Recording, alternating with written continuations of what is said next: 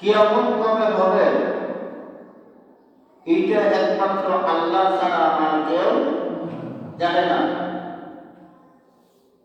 বড় কিয়ামত যেদিন হবে ইসরাফিল আলাইহিস সালাতু ওয়াস সালাম স্বীকার করতে বুঝব, এমনকি ইসরাইল ফেরেশতাও জানে না কোন দিন পূজন লাগবে। আর ছোট কিয়ামত হচ্ছে যার যখন মৃত্যু, যার যখন মরণ হয় তখনই তার কিয়ামত। আল্লাহ রাসূল সাল্লাল্লাহু আলাইহি ওয়াসাল্লাম বলেন, যার যখন মৃত্যু হয় তখনই তার কিয়ামত। আরেকটা কিয়ামত হচ্ছে বড় কিয়ামত, যেদিন ইসরাফিল আলাইহিস সালাতু ওয়াস সালাম বাঁশির মধ্যে স্বীকার করবেন, ফুৎকার দিবেন, ফু দিবেন, ওটা হচ্ছে বড় কিয়ামত।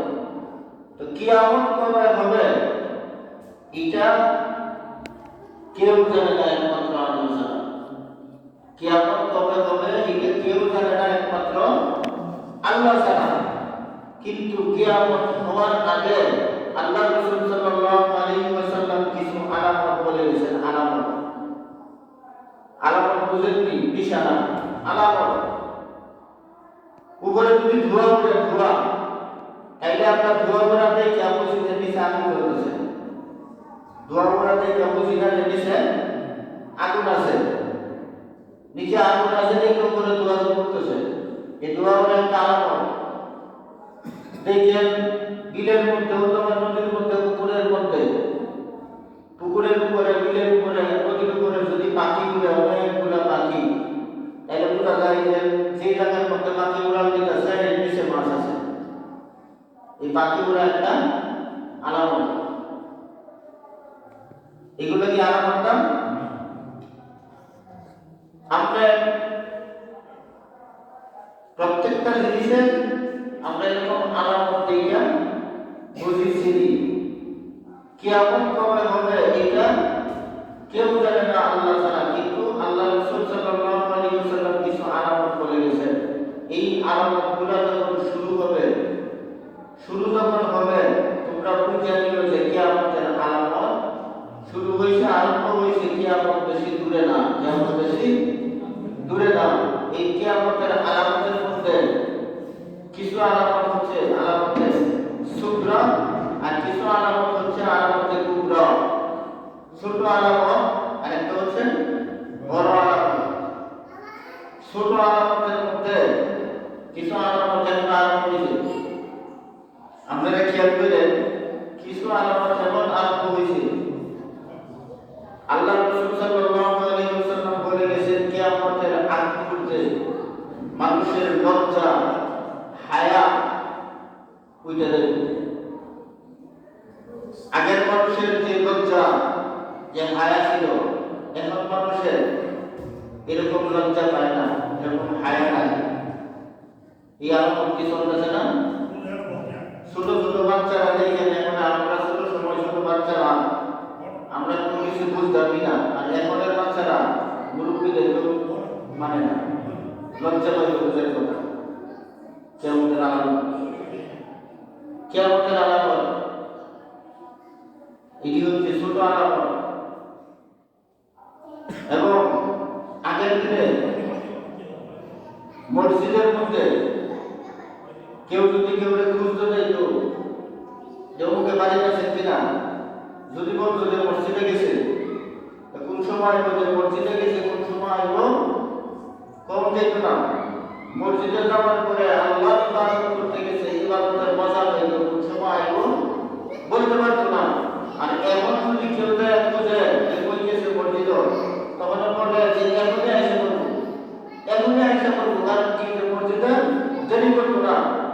মসজিদে দেরি করতো না, এখনই এসে করবো। এই আলামত এখন শুরু হয়েছে কিনা?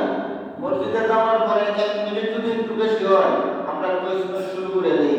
অথচ বাজারের মধ্যে যাইয়া চার দোকানের মধ্যে বইলে আড্ডা মারাতে শুরু করি, তখন আর সময়ের চিন্তা করি না, সময়ের হিসাব করি না।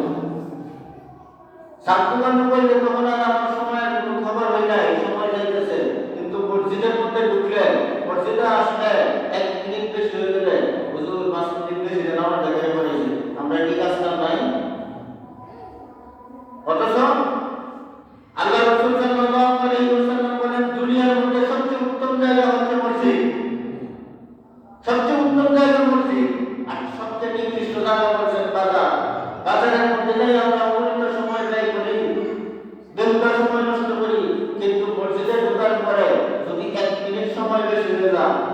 তাইলে আমরা প্রশ্ন শুরু করে দিই, কিয়ামতের আলামত, ছোট আলামত, এগুলাই কিয়ামতের আলামত, ছোট আলামত, আরো অগণিত আলামত শুরু হয়েছে। আল্লাহ রাসূল সাল্লাল্লাহু আলাইহি ওয়াসাল্লাম বলে গেছেন, এগুলো হচ্ছে কিয়ামতের আলামত।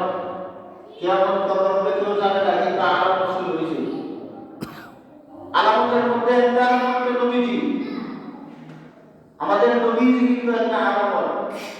আদম আলাইহিস সালাম থেকে শুরু করে আমাদের নবীজি পর্যন্ত 1,75,2,24,000 নবী রাসূল পাঠাইছেন। এর মধ্যে আমাদের নবীজি কি খাতামুল নবিয়্যিন, আখিরি নবী, শ্রেষ্ঠ নবী।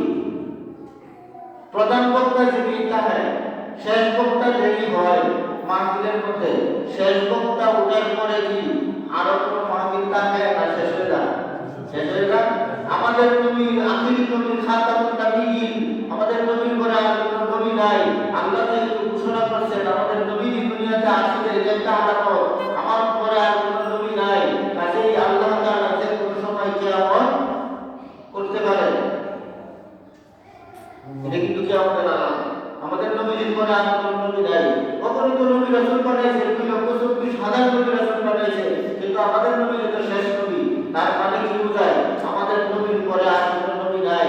কিয়ামতের আলামত কিন্তু তখনই শুরু হয়ে গেছে। আল্লাহ রাসূল সাল্লাল্লাহু আলাইহি ওয়াসাল্লাম বলে গেছেন যে আখিরি জামানায় এই আমার উম্মতের মধ্যে এই আলামতগুলো যখন শুরু হয়ে যাবে, তখন বুঝবা কিয়ামত খুব বেশি দূরে না, অতি নিকটে। এইগুলো হচ্ছে ছোট আলামত। আবার বড় আলামত কোন কিতাবের মধ্যে লিখছে 10টা। বড় আলামতের মধ্যে একটা আলামত হচ্ছে, সবগুলো বলা সম্ভব না, সময় শর্ট। বড় আলামতের মধ্যে একটা আলামত হচ্ছে আমরা প্রতিদিন দেখি সূর্য পূর্ব দিক থেকে উঠে। সূর্য কোন দিক থেকে উঠে? পূর্ব দিক থেকে উঠে।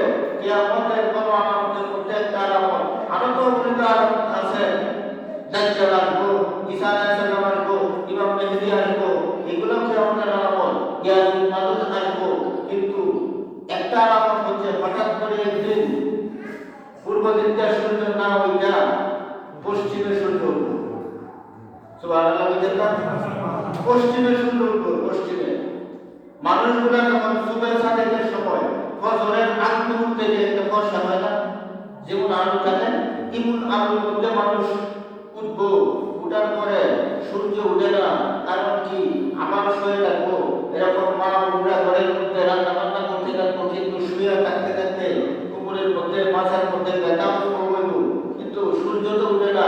এই অবস্থার মধ্যে যখন সারাদিন কাজে যাইব, দিন শেষে আমার সন্ধ্যার দিকে গিয়া পশ্চিমে সূর্য উঠবো, পশ্চিমে। আল্লাহ রাসূল বলেন পশ্চিমে যখন সূর্য উঠবো, পশ্চিমে সূর্য ওঠা মানে কিয়ামতের আলামত। পশ্চিমে সূর্য ওঠার পরে কিয়ামতের আলামত যখন আরম্ভ হয়ে যাইব, এই সূর্য ওঠার সাথে সাথে বান্দাদের তওবার দরজা আল্লাহ বন্ধ করে দিবে। তওবার দরজা বন্ধ করে দিব।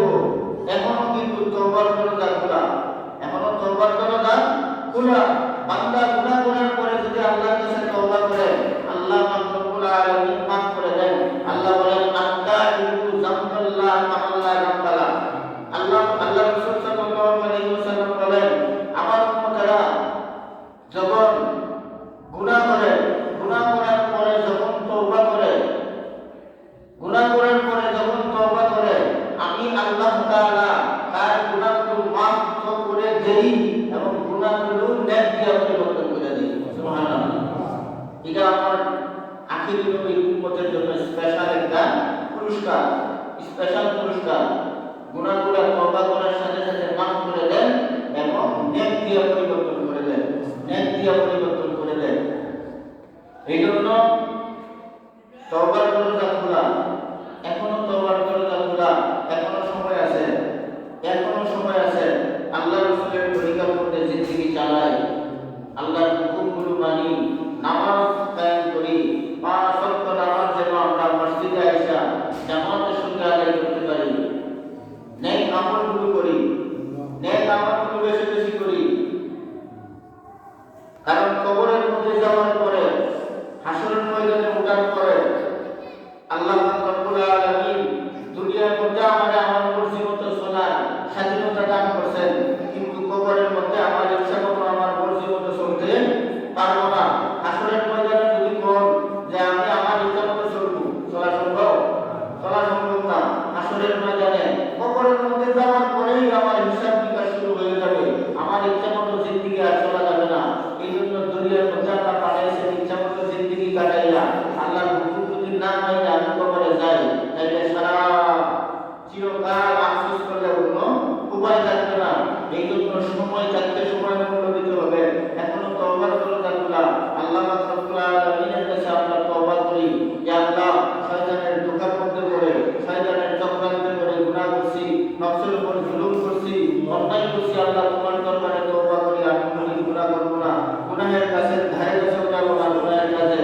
আল্লাহ আমাদেরকে মাফ করে দাও।